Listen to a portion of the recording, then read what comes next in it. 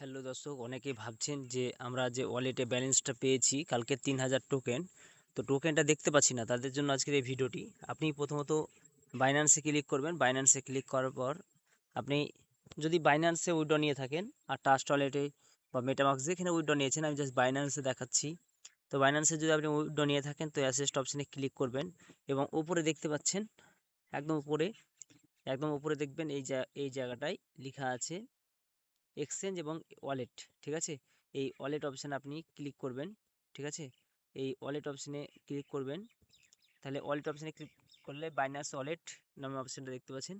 এখানে মাই ওয়ালেটে কিন্তু আপনার যে ব্যালেন্স, মানে এই 3000 যে টোকেনটা দিয়েছে আপনাকে, সেটা কিন্তু বর্তমান রেট যে টোকেন টিএফটি যে টোকেন বর্তমান ব্যালেন্স হচ্ছে $13।